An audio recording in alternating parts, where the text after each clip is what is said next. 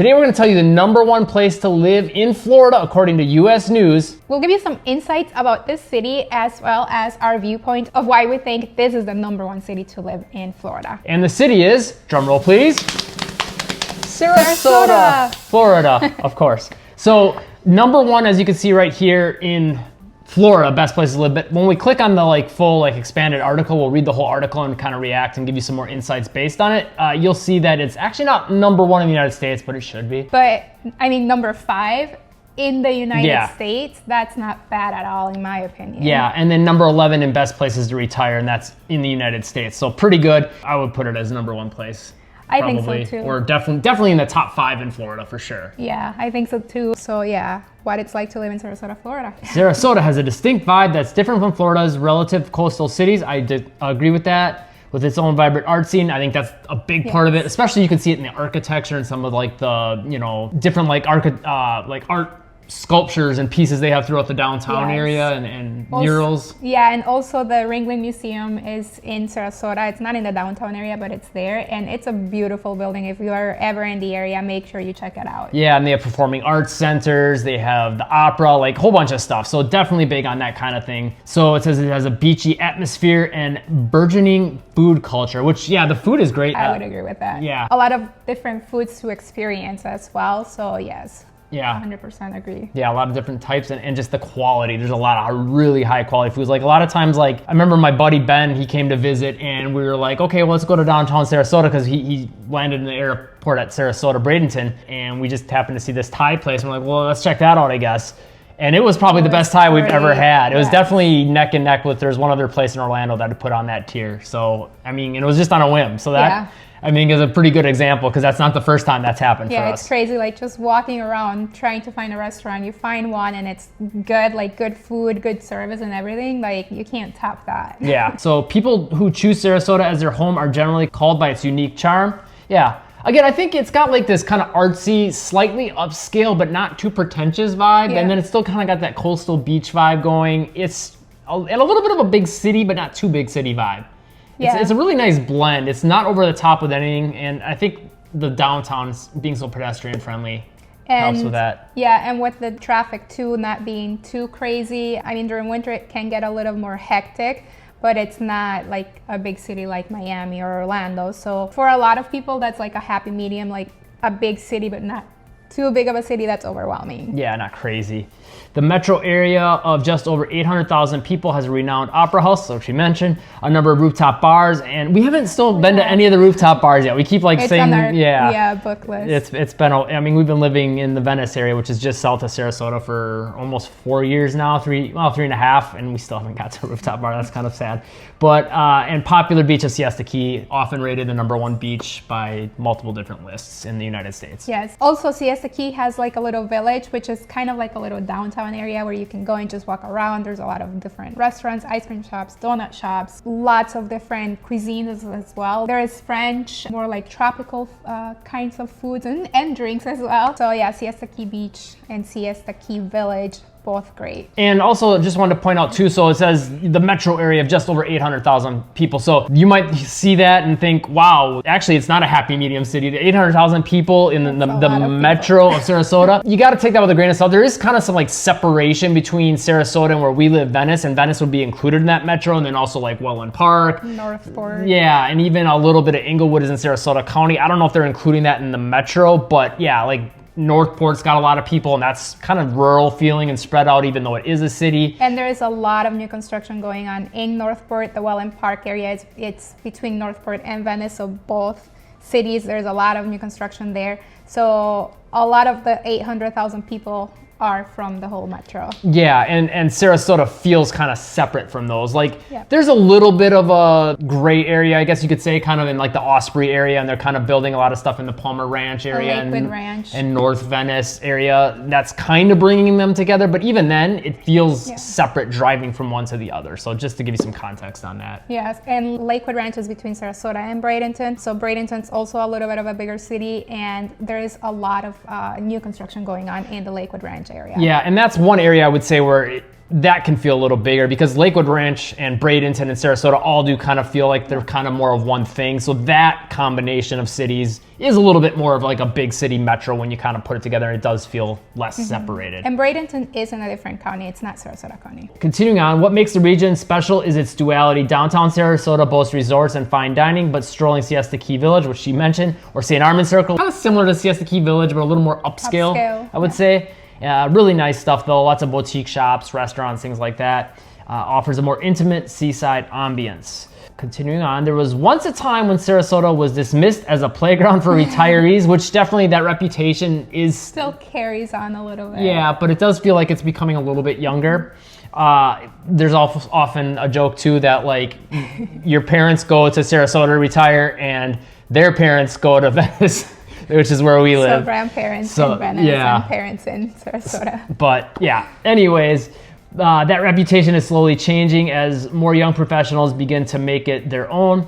One of the city's up-and-coming neighborhoods is the Rosemary District, where electric murals decorate storefronts and modern condominiums and hotels sit near casual breakfast cafes. That's definitely true. I think, some of that, those murals and just the vibe of near the downtown, that Rosemary District does feel like it's bringing a little bit more youth to it, a little bit more of that big city feel kind of. Yeah, more culture too, and it feels a lot younger, which a lot of people, like even if you're a retiree, they like that because they want to feel young when they retire. They don't want to, just retire and feel old and not do any activities or not be active. Like that's what we hear a lot with older adults, like they want to move here and be active. Yeah, be active, physically, mentally, doing exercise, going out and going to opera and arts, and just getting out of the house and doing stuff and living life to its fullest. So I think on that side of things, Sarasota does things really, really well for just about everyone, not just retirees. Then continuing down, there's some quick stats. Metro population, 824,000. Median home price, 387. That's outdated. Oh, wow, yeah. That's definitely outdated. That's probably closer to 400 something. Mid 400s. Yeah. Median monthly rent, that's also outdated. Probably closer to like 1,800, I would say, maybe higher. Median age, 53. That's probably pretty accurate yet, give or take a few years. Maybe a little younger. Average annual salary, 49,000. Hard to say on that one. And again, it's so tricky because there are a lot of retirees living in the area, so like that kind of skews things a little bit, and you don't have a lot of people really working there in Sarasota. There's, like the article says, more jobs coming to the area, but there's a lot of service-related jobs which typically pay a little bit less, but like if you're a waiter or a waitress, you also get tips on top of that, which is probably not reported. It's interesting too because it made the number one in the list was for 2023, 2024, but these stats are definitely outdated. Like unemployment rate is 6.9. I know right now the national average is like around 2 point something or 3, somewhere around there. So yeah, I can tell you right now it's definitely not that high, at least right now, but so again, take all those stats with a grain of salt. What is there to do in Sarasota? Beaches line the Gulf Coast of Florida, so there's no shortage of outdoor activities for residents. One thing to note too, so Sarasota puts you really near Venice, which we have much different beaches here. It's probably about a 25 to 45 minute drive, depending on what end of Sarasota to what beach you want to get to, but lots of shark's teeth, prehistoric shark's teeth, and seashells on our beaches, which are very different because of that. And then number 2, the sand on a lot of the beaches here is a little bit darker, whereas Siesta Key is very white and like powdered sugar. Yeah. So if you want more of a relaxed beach day, you go to Siesta Key. If you want to go and like collect shells or shark teeth, then you go to like Venice, Englewood areas. Yeah, and then north is Anna Maria Island. You got like Lido Key and things like that. Those beaches are gonna be pretty similar, just quieter, and Longboat Key are gonna be similar but quieter to Siesta Key. But then if you keep going north, you got Anna Maria Island, which is one of our favorite beaches in Florida. That's a really fun, I don't know, it's got like this kind of old Florida feel, very quaint, a lot of pastel colored houses, and there's some restaurants like right on the beach and stuff, which is cool. It's a small island and it feels like it. I mean, there is a lot of traffic sometimes, like especially during winter, but it still feels like a small beach island. Yeah, it's got kind of this rustic like getaway type feel. I don't know, it's very unique, really, really cool, really charming. So yeah, you're in distance of that as well, which is good to know. And well, some of the beaches I mentioned they're talking about here now, because we're getting ahead of ourselves again. Yeah. Sarasota has multiple popular outposts, including Lido Beach, Lido Key Beach and Siesta Key Beach, which is known for its soft white sand. The region has a number of formal art opportunities like the Sarasota Orchestra, that I didn't really know a whole lot about. The Asolo Repertory Theater, the Sarasota Opera House, and the Van Wezel Performing Arts Hall. The region attracts classic live music acts, think the remaining Beach Boys, but has a harder time attracting younger, more current performers, which is definitely true of even like our area, Venice. Yeah. You're gonna get, you know, and even then we're not gonna get like the remaining members of the Beach Boys here. They'll probably be in Sarasota because we're a smaller city, but yeah, similar vibe there to here. And but if you want to go to like a concert with a younger, more popular band, you can just drive about an hour to Tampa. So about 45 minutes to an hour, depending on traffic, or Orlando too, 2.5 hours, 2 hours. Lots of opportunities there too, puts you in striking distance of all kinds of cities that would have more of those young artists if that's what you're looking for. So this is one other thing that makes Sarasota interesting. The museum culture in Sarasota continues to build. The John and Mabel Ringling Museum of Art offers modern art as well as an eclectic collection of work from Baroque artists like Peter Paul Rubens. There's also a circus museum. That's a big thing, a big part of the culture in Sarasota is the circus history of John Ringling. And that I don't know how to say. Cadazan. Sure. I think. I don't know anything about that part. John Ringling's lush Mediterranean style home. Okay, so that must be part of the whole. It's part of the museum. Yeah, and we still have not been to that. We always see pictures and we're like, we should go there sometime, but we haven't. It looks beautiful. Yeah, so if that's something you're into, definitely check it out. And we've heard from people that have been there that it's really cool. So we just got to do it ourselves. Downtown Sarasota's Bayfront, that's an awesome area, is a popular spot to walk and admire the extensive view without spending a day on the sand. The region also has a number of tiki bars and seaside restaurants for those looking to kick back and enjoy the old Florida lifestyle. O'Leary's, that's a great spot. Tiki bar and grill.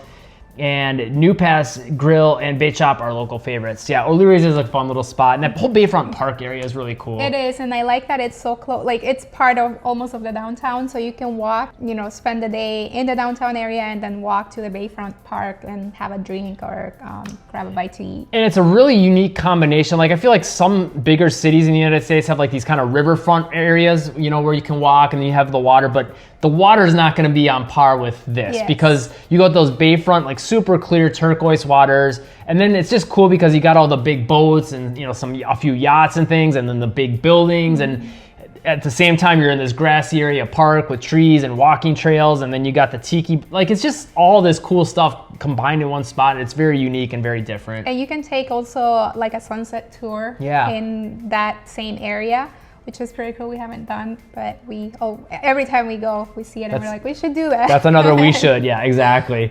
So what's the cost of living in Sarasota? I think we should probably just skip that because that seems to be pretty outdated. But if you do want more information on that, as always, get a hold of our team. You can call or text us at 941-221-1897. Whether you're looking to move in the next few days, the next few months, we'll always have your back. We hear from people all the time and we love it. And if you want to know more about life in Sarasota, check out this playlist. There's a whole bunch more if you want more details and information. Make sure to like this video, subscribe, turn all notifications on, and live breezy.